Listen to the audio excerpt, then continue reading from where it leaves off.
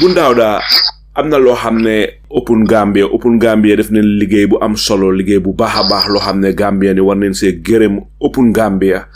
nekkul ne bii la rek waaye lépp loo xam ne public bi am nañ si interest rek Open Gambia dañ si yëngatu dañ si gas dañ si defal enquête buñ si defee enquête ba pare dañuy ñëw feeñal yépp dal di ko xamal askan bi lii nekk na loo xam ne wax dëgg Open Gambia war nañ leen a gërëm si liggéey bu rafet bi ñoo def bu ndaale bu ñëwee si medical bill si nga xam ne yaay Adama Barrow bam demee faju ju Sénégal am na lu si Open Gambia def Modou Cissé mu ngi wax ne Sénégal ñoom ñoo fay medical bill si yaay Adama Barrow lan nga ñu mun a wax si li xew soo bàyyi xel Modou Cissé dafa waxoon ne Sénégal ñoo fay medical bill bi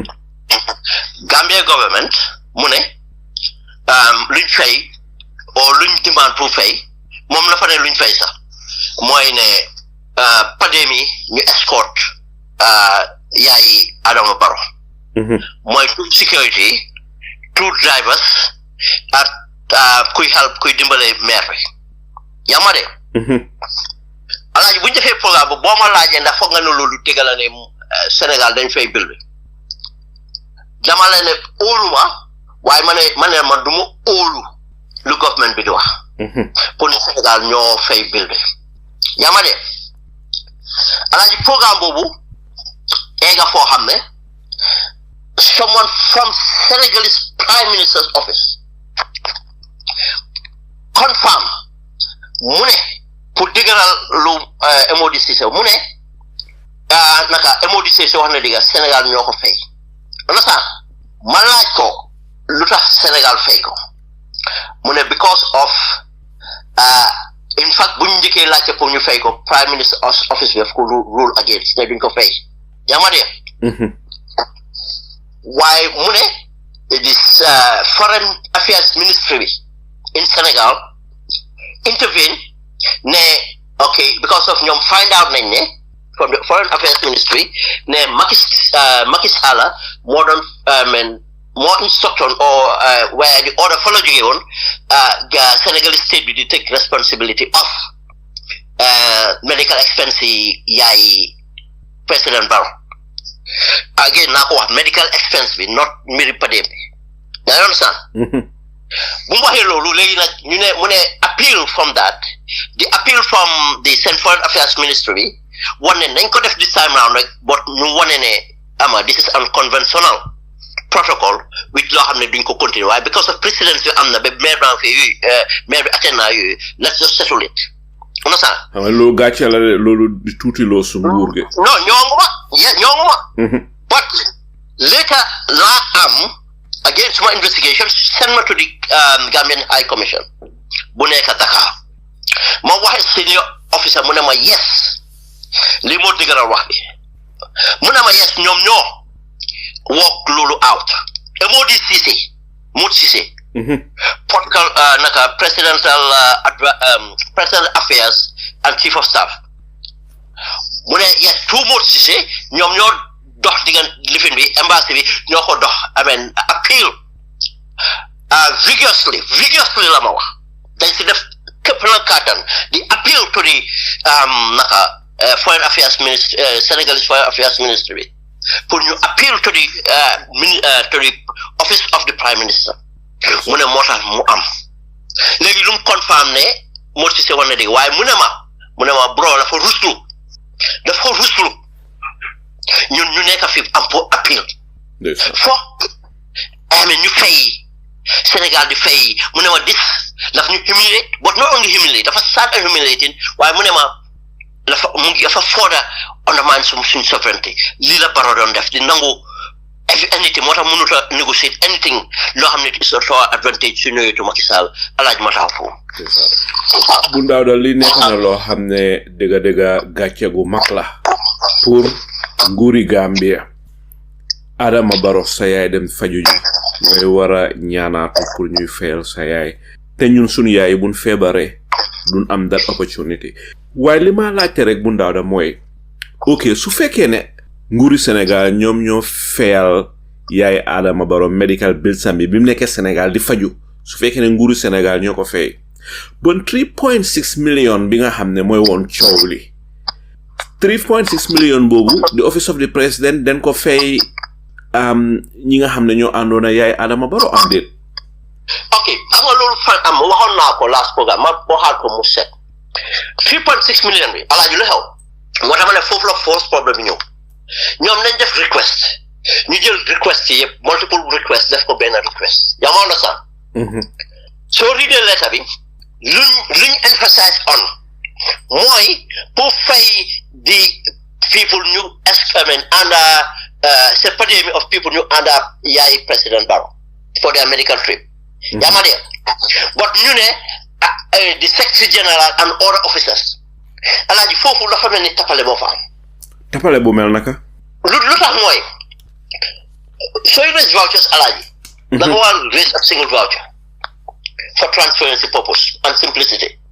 su nekkee dem da nga ko bëgg a def sax in one da nga bëgg a raise benn vouchers rek alaaji da nga ko war itemize in a sense mooy ne soo waxee ne di nga wax the number of people ne 45 escorts of the President Barrows Mum to Senegal for what days isn't it request boobu ngay def ba pare nga dem si beneen paragraph nga ne also for the payment to the naka secretary general ñun xamuñ secretary general ak kan ak kan understand for tribute secretary general bi to where fu mu dem understand from ñaata days ak ñum ñaata la àndal fu ñu dem ak ñaata days li alaaji soo demee Afrique travel Afrique du benn charge naka pade bi du benn understand or soo demee Europe dafa am different charges pade payments alaaji position si dem dañ am different payments security guard security officer bi lu ñu ko fay is not the same as lu ñoo fay governor bi or naka la tudda secretary general understand moo tax soo defee demande bi alaaji lii lañ war a def waaye ñoom defuñ loolu ñu ne xaalis bi lépp pour nii la waaye tam ñële si lañ bokka ñële sax ñun xamuñ exact ñan la li moo indi nit ñi di jàppale 3.6 million bi yëpp lañ demande pour famille pour escorter yaay président bi waaye am na fu ma déggee Ibrahima Cissé Ismaila Cissé la or someone mu ne noonu 1.something million bi 1.6 bi foog naa mooy pour pandémie sécurité bi yële pour ñële la waaye moo la woon ne seetul alaaji fa la tapale bi commencé Sénégal medical bill si lañ fay nothing to do with pandémie lifin bi and loolu soo gisee muy am ñu ne because of bu mu njëkkee am Macky Sall moo ko start and saa yu yaay président bi demee foofu ñoom ñoo di jël medical bill bi but alaaji this is not only rusto alaaji xam nga bu ñu defee programme bi fii benn feedback bu boo am benn kilifa jigéen mooma oo Gambia alaaji laf ko naxari Gambia laf ko naxari kilifa bu ne ma doom bu góor ak sa yaay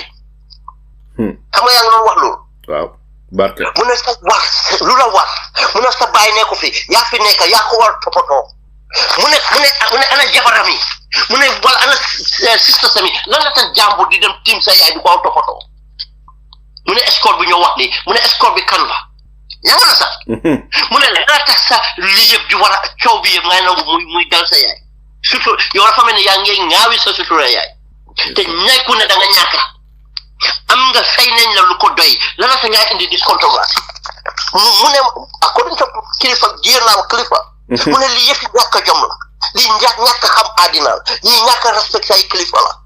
mu ne fan ngay jëlee barke su nekkee ne yow jos asio mu ne loolu liggéey nga ñaxa toppatoo ko seen kilifa waaye da ngaa jël loo xam ne nit ñi moom lañ ñaxa di coono war koo njëriñoo ñu nga aaye leen ko ngaa nekk ñu ko def sa yaay alaaji loolu la jiyéen wax léegi nga ñëw sax léegi mu gën a garaaw léegi yow léegi fayloo sécurité ak luy toppatoo sa yaay nit ñaa ko def waaye amuñ foofu léegi in fact luy faj sa yaay tam sa moroomi góor mooy dem jël koo xam ne gis nañ tappale am te surprise ma because gis nañ keesu suy dem Sénégal fu mu ne nii gis nañ Macky Sall lu mu doon def alali nguur gi tappale ko du ko ne mus benee naa waaye nag su Macky Sall alaaji nañ laaj suñu boppam soo nangoo sam moroomi góor dépense kër alaaji yow kooku lan la doon mun a ñaan wax nga bañ ko def dara wane na no bu yow ba noo suufee sa boppa yow ñàkk a solole sa boppa ak noo buge alaaji ko loo mën a def la su la ko borom li fi ne sax du ko yëg sax lu warata yëg sax sa yaa ngi faju si na fekk yow loolu arrêté nga ko fay nga ko parce que lan nga tax Macky Sall ko naa ko fay naka la ñëwee sax ya Macky Sall ko naa ko fay parce que miin na yëfi ñaan ndeysaan te mun daa li si daw yaram rek mooy Adama Barrow ñàkkut lum feele yaay medical bill sami am na ko am na lépp lu fuf waaye su ko defee nga feel sa yaay medical bill sami rek nga dali si am barke du dëgg waaw waaye lii yëpp am nit ku nite mooy xalaat lii man suma yaay du ma nangu kenn feel ko medical bill sax wala du ma dem di ñaanaatu su ma ko amul sax du ma ko def damaa liggéey ñaxa defal ko waxtuma laa ba ma ko amee bam doy lii nag nekk na loo xam ne du ñàkk président Barrow na si jàngee waaye nag pour rek suñu déglukat yi président Barrow mooy ki ñoo waxal yaayam taxul ñu wax waaye lu ñaaw la ne moom moo jëf-jëfin joo xam ne dañuy war a tudda yaayam yàgg nañoo tudda Adama Barrow te tuddun yaayam waaye lii mu def nii óor na ma ne su ko yaayam déggee du neex yaayam du ko neex wax dëgg nekk na lu daw yaram fi nekk bu ndaaw daa ndeka nga foog ne noonu la Gambien yi gisee lii nii xew naka la ko Gambien yi gisee nit ñu bari joxe neen si seeni gis-gis naka la ko Gambien yi gisee alaaji moo wax benn balaa loolu xam nga olof ñu ne loo gis si sëy bi nuyoo na si ngoro ji waaye da nga ko tànxam lu woon tànxam alaaji I can tell you a very senior respected political leader Gambia after impasse balaa impasse si bu Adama Barrow bala moo take over wax na nit moo tax duma wax turam su doon ne man la waxal naa xam ndax mun naa ko wax waaye nit la ko wax nit wax na ko waaw du ñàkk wax na ko keneen kooku mu ne dañ toog mu ne Adama Barrow di accept money xaalis ci enveloppe bribe nga wax de dugg muy non nit ya ko may waaye xam nga président xam nga ne kenn du la may ku la jox am na lu mu soxla waaw dugg leen ko mun a ooye moo tax ma ne dugg nga wax de waaw non nañ ne fu mu ne nii nañ ne ko xamuñ nu mu ko joxe waaye xam nañ ne ku jox waaye mu ne daf ko jox enveloppe mu jël ko si kanam yi si kanam yi yes naa la wax lu garaaw nag du benn yoon dama laa jox exemple bu dee bu kooku génnee foofu mu ne mu ñëw mu ne ko waa ji am nañ problème mu ne ko problème man mu ne ko kuñ am nii mu ne ko baadoolo la mu ne ko président su ñameyut kee si xaalis warloo nangu ñu may la si enveloppe ba pare di la may si kanami nit ñi nag mu ne ko kii xamul lu mu def nii sax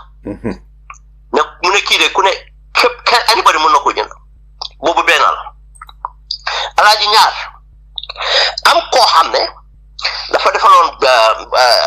dafa defaloon fii woo kii in Sénégal Ababacar Jawara gàcc léegi kooku ne wax gàcc ne ko man maa ngi bëggoon Gambia sax amoon contrat waaye mënuma am contrat mu ne ko lan la mu ne ko pour supply fertilizer Ababacar Jawara ne ko ñëwal soo ñëwee ñun nañ mën a make deal bu mu ñëwee Ababacar Jawara ak keneen am na kenn ku fa nekk mu ne ñu dem toog Ababacar Jawara yóbbu leen gisee kii si ngoon la ma wax de not business hours ñu toog du waxtaan ak président Barrow mu ne waa ji mu ne ba fa yéemu président Barrow rusut ragalut buy négocier deal si kanami other people ak Sénégal bi ak Ababacar Jawara mu ne time boobu is 2020 before COVID bi mu ne ñu négocier léegi lu ñu war a indi for the year lu si président Barrow bëggoon président Barrow $500,000 la bëggoon kooku nag kooku mu ko offer $250,000 président bu mu wax ko waxee kooku ne ko loolu la suñ ko waaye def bon mun nañoo order bulk of for 2 years dama xool record si bindoon naa waxoon naa about li maa ngi amee paperwork before this moo taxoon that year ñu order for 2 years locally tam buñ order for 2 years bu pandemic bi ñëwee amuñu woon problème yi fertilizer waaye problème fertilizer buñ amoon mooy ne because dañ order for 2 years ëpp doole bi yëpp tapale nañ ko yóbbu ko Sénégal jaayaat ko but $500,000 le président Barrow negotiate in that contract and xam nga loolu lu mu def alaaj lu mu def dafa tax kooku inflate price am pour mun ko def kickback te du président Barrow te am kickback kooku after dafa am pour share business bi ak Ababacar Jawara gis nga dama woon jikkoom rek te alaaji am na boo xam ne lu ma ko wax léegi because of ku tax ma xam ko su ma ko waxee rek nañ xam kooku waaye bés su yàlla defee bii is for $1 million. It's for $1 million. Waaye bés bu mu jotee accountability dina am waaye nañ ñu wane loolu waaye ma wax la keneen te am na keneen ku ma wax la mu ne Fadem ñu ngi waxtaan président mu ne moom after la ko defee mu ne mu ngi bàyyi xel ne lu ma wax président Barrow rek président moom mu ngi xool brown enveloppe bu mu téye moom brown enveloppe paper moom moo fa nekk buñ génnee fi nag moom muy wax ni da ko mu ne ko xay kii mu doon expert dara si yow de mu ne ko di kii soo joxul dara du move de moo tax mu doon bàyyi xel si brown enveloppe alaaji ñetteel bi ma wax la ñetteel bi first trip bu Adama Barrow demee New York mooy ñu nekk président waaw United Nations Summit ba ñoom Sekou Mballo dañoo demonstrate ne ndi appointed vice president alaaji xam nga lu xew kilifa bi Gambien bi kilifa bi dem arrange xam nga Dangote mus naa bugg a ñëw Gambia invest mu jote see Yaya Jammeh kii dem ñaan Dangote for naa 30 minutes of time yi Dangote xam nga ama dual meeting yi side events yi nga day mun a def deal sa yooyu make arrangement yëpp pour Barrow pour toog a Dangote xam nga brief na Barrow ak yooyu yëpp ama areas yoo xam ne ama agriculture and xam nga added value ak areas yoo xam ne daal ama Dangote na fa am interest alaaji buñ gaay yi dugga at yooyu kooku nekkul si meeting bi ama bàyyi leen na yooyu 7 minutes la jël Dangote génn si bu génn si waa ji li fi mu ne ko your man is not ready for business. He is telling me about the wife planning to have a foundation. Boom toge 7 minutes lan la don jifin Dangote about foundation ni jabar Dangote already have na kirumbuga Dangote jox ko excuse that 30 minutes ko may alaji ki is a transactional president. Wota li bum ñu beta pour mom du gis dara hay la fa gisé ne hay sama friend Macky Sall du sa friend lu tax ngeen xamante sovereignty bi moo tax soo nekkutoon président doo xam Macky Sall nekku ne da nga xam Macky Sall bu ko président nekku sa doomi ndey doo sa doomi baay nekku sa doomi nijaay bon wax seen brotherhood bi yëpp alaaji dañ am sovereignty dafa am sovereignty nga am sovereignty da nga am pour protection sovereign interest mu war protect sovereign interest am alaaji lii moo taxoon mu yomba pour Sénégal nag ñu mun a drill oil exploration di ko def area boo xam ne yëpp ñu ne ñoom muslaay bi ñoo ko bokka tey du ko see fa oil at yëpp fa oil daw nañ tey mu ngi nii ba tey mu ñu yoo détermine luñ amul amul mooy wane soo amee transactional président alaaji lii moo dee xew ndeysaan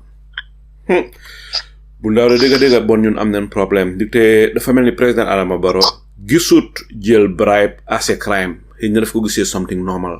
te gis nga nit soo toogee ba nga xam ne crime yaa ngi ko gisee lu normal den dëgg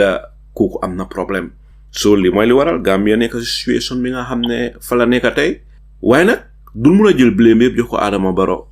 ma bu xam ne lan mooy sa gis-gis si li Gambien yi toogee di xool Adama Barrow dëgg la ñëpp toogoon am na ñuy binda ku mel ni yow ñeneen ñu ngee wax ñeneen ñu ngee binda waaye dafa mel ni lii yëpp is not enough nit Adama Barrow toog na fa 8 years nit ku mel ni warut a toog Gambia si presidency bi benn 1 year sax because imagine la benn at li mun a yàqu in a period of 1 year moom wala laaj rek bun daaw da nit fi mu nekk waxtu bi daanaka jeex na fan lay tëjee waxtaan bi lan nga foog ne moom la ñu war a def next year la elections ba pare am na ñuy wax ne su unity amut alliance su amut du fa mun a génnee Adama Barrow obviously Adama Barrow soo seetloo ni moo behave weer bi ñu jox gannaaw wala ñaari weer ba léegi dafa wane ne dëgg dafa bugg a dem élection du ñàkk nag su demee ba élection yi jegeñ sa dina joxe waaye nuru na ko bugg a dem élection te wax na ko waaye bu ndaw daal lan nga foog ne moom la ñoo mun a def pour génnee fi Adama Barrow si jàmma dal di elect ko xam ne kii xam na ni àddina di demee xam na ni nguur di demee pour mu jiite ñu lan la Gambia nii mun a def ak suñu politiciens si alaaji naaw amen laaj bu am solo alaaji su nekkee si jàmm ñu taxaw amee broad based coalition léegi xamul sama loolu presque buy nekk si Adama Barrow bu boobaa dina contrôle narrative bi tax ñu mën a am free credible elections protection democracy loolu lu ko mun a def fu mu ne nii lu gën a yomba mooy ñu am a broad based coalition of political parties xam nga lu tax alaaji dem na ñëw yëpp fu mu ne nii one thing moo desee Adama Barrow and very controversial mooy tas UDP tas UDP su tasee UDP rek maa la wax ne dinañ dem foo xam ne Adama Barrow lu mu soxla yëpp na ko am. waaye yaa ngi ko xelal de bu ndaw da su dégloo waxtaan bi de moom dina gën a yokk pour def loolu. lu mu xam la di ko try mu ngi ko try for long time. ban tey si tànk yooyu la tegu. ba tey mu ngi fa xam nga lu tax ma wax loolu alaaji. lu tax. fu mu ne nii waaye xam nga nga def dara mu am yeneen conséquences am na yeneen conséquences yu si war a nekk because xam nga UDP is only party fu mu ne nii bu am base boo xam ne Adama Barrow pénétrate ko contrôle ko yaa ma understand te man maa la wax ne di nga gis yeneen opposition léegi tey ñu join Barrow xam nga saa yu ma la waxee daal di nga ko gis. ay opposition ñu join Adama Barrow.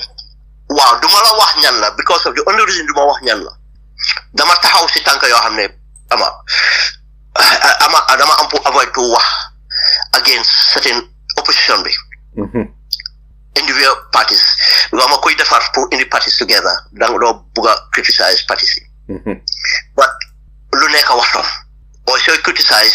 mildly da nga war a am for living waaye su waxtu bi jotee nañ ko waaye maa la ne di nga ne Ben Suwareh waxoon na ma nu ma la waxoon ne Sabally ma wax la ko months before ne la dem na NPP ba pare after ñu gis ko ak yeneen alaaji di ko gis because of what xaalis ak coono boo xam ne ni ñu ngi ko nekkee alaaji fu mu ne nii UDP have proven through the course of Barrow's living yëpp ne ñoom entrain nañ on holding their base gis nañ ko with the presidential elections results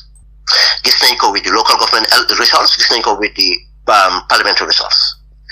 but alaaji that does not enough first past the post is enough for nga win elections but it's not enough when you declare a winner of elections. That's where it comes. You need a broad base. The the track record of distrust against UDP or Luhau 2016, UDP still have not won over the other political parties to trust them individually. Then the only way they can do that was to come collectively. And you muna agree, and you muna am confidence we can do it. That's the only way they can do a broad base. Not the only way, but the easiest way to do a broad base. If not, time when just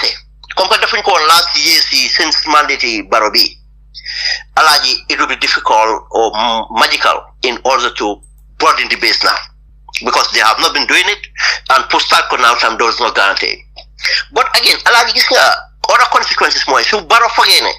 Let me say this. So for any super UDP, laf ko jox doole. Xam nga lu ko dal? Lu ko dal? Lu dal Jammeh.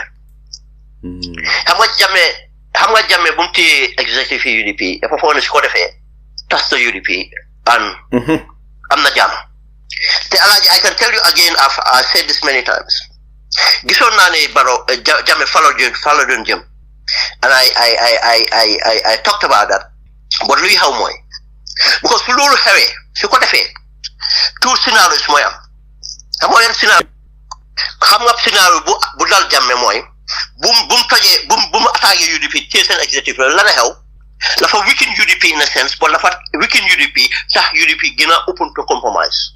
with other political parties. Loolu tam UDP allow the initiative of them convention why they are always against them convention. You remember that? Boobu benn scénario la mun na koo daal. Two, su fekkee ne natas UDP mun na moo tax a leadership jógee from either UDP mu tas or from other parties or koo xam ne sa nekkutoon party ñëw nekk a popular front unify the opposition. Yaa ngi gis loolu. Loolu lu mun a am la. And Alaaji, I can tell you within even an organized movement within 6 months that can be a thing to happen. I didn't lose. Alaaji, xam nga di scénario si yëpp lu mu la wax. Lu mu wax. Mooy ne Barrow amul strength, weakness la am. The strength that Barrow have mooy the power of the incumbent. Now, in order to tackle the power of the incumbent, then the opposition has to be strategic. And the most easiest thing to do would be, it's not easy, but as easiest to the patterns in your work, so them into processes, is to come together. The soldiers together, Alaji, President Barrow on Barrow. So then, what Barrow likes is to divide us, isolate us. It's easy to campaign propaganda and concentrate fire. How much more? The concentrate fire more effective to the most likely political party to challenge him. What is about Barrow Lula there? So he said we concentrate on UDP. Here to UDP there. At present, or the reality is more UDP is likely to win an election out of the opposition. Now, if I can keep all the opposition away from UDP and concentrate on UDP, then man Salah will concentrate more fight. But the minute another thing the jema jog bu SFL bu gay jog bu lifin mu nok SFL dal and lila don wax fatam lila wax ma su SFL sustainably rek mu ngi wone weakness ya nga fatalo bu mu gëna sé rek gis nga tay yoy ñom baron ñu ko bi waye bu mu fa ne fa retreat boto manela an individual do muna take on this thing da nga need a movement or da nga need a political party bu am base bo xamne mën na broaden base am. Now, opposition between Jeffolo, Alaji, did not difficult to gain a call. Next to call broad-based coalition amut munga affiliation of coalition of political parties. Genuine opposition feel ne mununyo agree on point B of a single candidate, but three small parties here come and agree on a candidate. Three parties here agreeing for a candidate. These are genuine opposition. Now, yet agree on an alliance of an opposition platform. You understand? You have to advocate it together. More electoral reforms, more make sure the integrity of the elections. Why Lulutam is problematic because of rivalry before Munekapa. Do you feel like Kinajil vote fee? This is tactical. We do easy to pursue. The easiest thing, the easiest thing is to come together. If not, manala de alaji amut ben IEC bu Barrow di sampa IEC bu announce ne Barrow winut elections unless ñu am a coalition bu taxaw pare confront Barrow, because if not gis nga police and recruitment yi ñoo def ni yépp ñu ngi recruit yépp ñu ngi xam nga Barrow is already working on naka la mo sàcce election bi naka la mo sustain bopam bi yoon mu ko def in many ways. Gis nga mo indi imam yi mu ngi divide mu ngi jema jënd political parties from different indi other political parties together ñoo join ko ñoo xamne joinuñ ko on the last time mu ngi jema recruit more police officers PIU pour pare pour daanu ci kaw political parties yi mu ko pare man why the thing mooy ne once you are a coalition and the process of the elections mun nga guarantee mu gën a level waxuma ne pas level complete gën a level maa la ne te bés fu waxtu bi jotee alaaji Gambian si dinañ génn because it's a broad-based coalition. Gis nga broad-based coalition lu mu dee def mooy bul xool sa number si rek what happens mooy ne ñu agree wutal ñëw yëpp su ñëwee to certain level dañoo ne Barrow nag non dafa war a dem loolu daloon Yaya Jammeh last minute bi Gambian si dinañ war ñëw under that umbrella bu boobaa policy would be handicap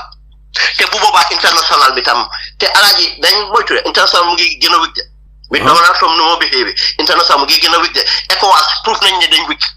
yaa ngi gis loolu waaw loolu moom ECOWAS they are very weak now we have to do it ourselves xam nga lu Barrow am léegi mooy the power of incumbent waaye nekku na fa strong amul popularity and the cost of living at yëpp it can work for him it can work against him su nekkee ñun using the cost of living difficult to Gambian si am advocate mun a indi sopp jox nit ñi hope lañ war a wine élection si wan nit ñi fu ñu leen a yóbbu by illustrating looy def alaaji moom nu moo def mooy by the elections mun na mo print more money mun na cartel bi nañ ko jox more money and he'll take that money pump ko dem jël votes then def lii this is how he wins elections. Last election bi maa ngi emphasize winu ko dañ dem to the last minute the worst thing luñ def sax mooy dañ tabulate numbers yu la neex ñu joxe ko and these are things yoo xam ne a single political party mënu ko guarantee ne du ko defaat but a coalition I can tell you would do it ala nga coalition lu mu dee def okay tey mun nga xool nañ ne ma figure rek ba def ko simple rounded figure mun nga ne UDP nga am 20% yeah nga ne PDOIS ñu ngi am 4% nga ne ñii ñu ngi am 2% su ma joxee ñeneen ne ñoo mer but let's say in the UDP you have certain number, but they cannot make the numbers. Understand? But nga xool ñene seen numbers yëpp tam nga ne soo ko putee together sax ba tey would be 40%. Do you know what yeneen numbers yi fu moo jógee? Xam nga dafa am the projection of influence, because the minute nga indi loolu rek people would start to think positively ne ñii dinañ win election because of ñu ngi build a coalition and coalition bi mu ngi collect. Now so mënut a gëmloo nit ñi ne you are likely to win elections alaaji nit ñi duñ la ñëw toppasi moo tax soo gisee now the most expensive thing lu ko ji de invest in mooy psychology. Understand? naka ngaa mën a motivate sa players naka mën a dugal seen boppay ñu mën a gëm seen boppa and ñu ñoo defide moo tax suñ demee ba lose 2-0 sax nga mën a dugaat foofu change game bi. This is the thing in politics again. nooy mën a projecter power ama mu represent something else moo tax di nga gis ne di necessary léegi ngay xool ne yow yeneen numbers yi lool laak yëpp mun na moo nekk yaa ngi laak 15%. Understand? Waaye ñoo xool yëpp sax loo mën a determine si ñoom ne last election si lu ñu am yëpp sax is 10%. No, those people moo nga fi ne si ñëwee si yow then am na ñoo xam ne dinañ ñëw support la because of ñu ngi gis ne ñii supportuma leen woon alaaji du win elections because 4% la amoon. Understand? Ben du win election 3% la amoon waaye léegi su ma doon support wala bañoon a support Ben because xam naa ne du am te waaye léegi gis naa Ben mu ngi bokk si yow yaa ma understand? naa ñëw support fii ne léegi ok xëy na laay ma woon dama ne woon su ma supportul Ben du ma support kenn o su ma supportul Ben damaa dem support Barrow bon léegi comme que supportuma Ben dem na bokka alaaji léegi laaj li sax bon ñoom alaaji ak Ben mun nañoo win leen xaama dem support ko du ma support Barrow o du ma ñàkk a support yaa ngi gis influence boobu moo tax alaaji moo tax su nekkee ne waaye xam nga politicians are selfish I can tell you that bu la kenn gëmloo anything ku dem ba samp political party ku dem ba di dox si politics dana selfish am na selfishness bu si nekk boo xam ne soo mënut a dimbale bu la kenn nax nag nañ ku nekk naa ran duma politique dimbale déedéet there's a matter of point of ne am na interest boo xam ne dañ dee blinded not that dañ bon but it's the nature of humans suñ demee ba moom dara dañoo blinded moo tax yow bu subscribe daf lay easy nga ne politique waaye ñoom soo buggee dëkk bi da ngeen war déedéet it's not that easy we have to understand that but again moo tax mu nit ñu négocier moo tax ñu toog ba ko mun a identify mun a gëm lu fi ñëw ñu understand not ne da nga compromise ndik sa weakness da nga compromise ndik interest réew mi yaa ngi gis alaaji maa ko compromise of sa weakness because of interest réew mi nga compromise because soo ko xoolee soo ko si vindo de da ngaa ne du ma compromise because suma parti yaa ngi gis parti bi moo faa ñëw xam nga soo amul parti bon di nga ne yow you have everything to compromise but léegi génnee si point boobu bon gisal sa réew ak ne situation bi because alaaji suñ conseil fii nag ñaaw de 2016 man la ne suñ organise suñ boppa sa ba 2016 na ñaaw de nag di nga na gën a ñaaw waaye suñ conseil 2016 dafa mel ni suñ conseil 20 naka 20 baa ngeen ne 2016 2026 dafa mel ni suñ conseil 2016 na Yaya Jammeh I can tell you that I can tell you that kii wane na everything and I mean wane na all tendencies waxuma wane na ko léegi mu ko practice te gis nañ ko with the Supreme Islamic Council léegi and I can tell you the Supreme Islamic Council are not happy alaaji Sulayman Ben Suwareh sa jàngati am na solo lool ñu ngi lay gërëm di la santa si sa waxtu di la gërëm di la santa si lépp loo xam ne joxe nga ko fi muy jàngat te mu doon nag ay jàngat yu am solo mbokk yu tedda yi nañ leen bàyyi xel suñu réew mi di demee dégg ngeen li nga xam ne moom la fi Sulayman Ben Suwareh dal di wax li nga xam ne mooy li xew bu yaagut di Michael Sankoria mi nga xam ne dañ ko jàppoon foofu sa Denver Colorado fan yi ñu jox gannaaw atte neen ko kaso la jëm ay at yu bari nag foofa sa Denver Colorado ki ñuy ooyee Alaaji Moor Idrissa Diop mu ngi Scotland mu ngi si loxo police kaso la jëm moom itam ay at yu bari Baylo mu nga Germany tëj neen ko Ousmane Sonko mu nga Switzerland tëj neen ko ñi yépp si nguur Yaya Jammeh gi la nekkoon ñeneen ñi si ñoom di rey nit ñi di métital nit ñi di tocco nit ñi lu bon lu nekk ñuy ko def Gambian yi te ñoom seen bopp ay Gambian leen lii am na lum war a wan nguuri Gambia suñ toogee ba nga xam ne ñu waroon Yaya Jammeh te daan def ñaawteef yi di rey Gambian yi ñu ngi leen a jàpp si yeneen dëkk yi ñu ngi leen a jàpp bitim réew di leen yóbbu sa attekaay di leen tëj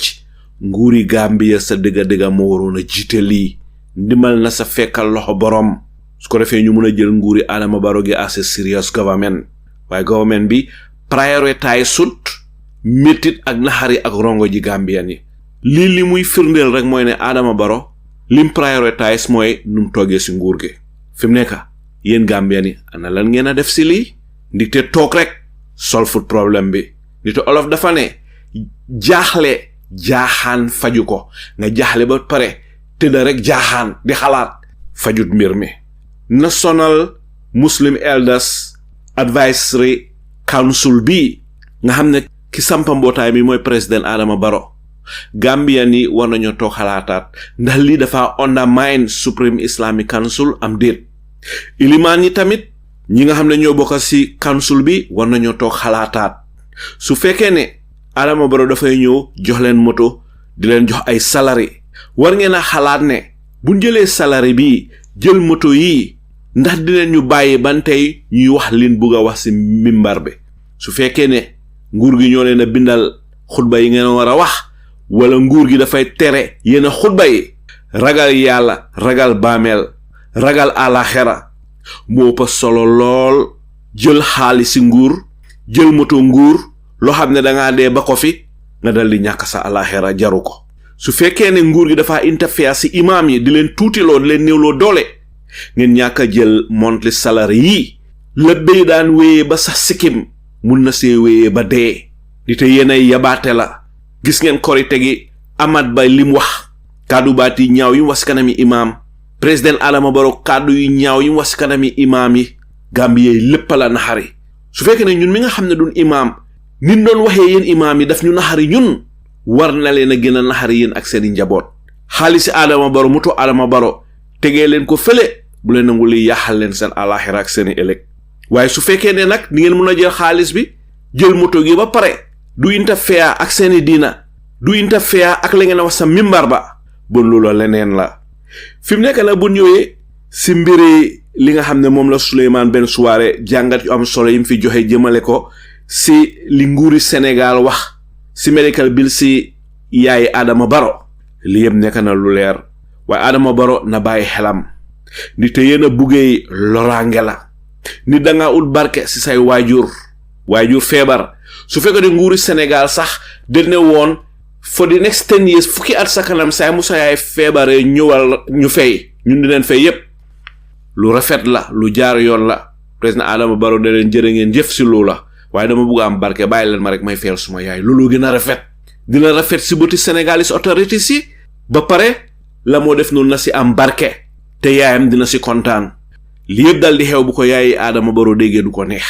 Adama Barrow na bàyyi xelam ni te yéen a buggee loraange la si nit ki mbokk yi fi la waxtaan ji dal di em waaye nag ñu bàyyi leen a xel ndax Olof Njaay wax na ne benn loxo du tàccu lu kenn mun ñaara ko daaxa sangaleen yu bari mun nañoo watat benn janax ju dee sangaleen mooy ay melentaan lun tuuti buñ baree mun nañoo watat janax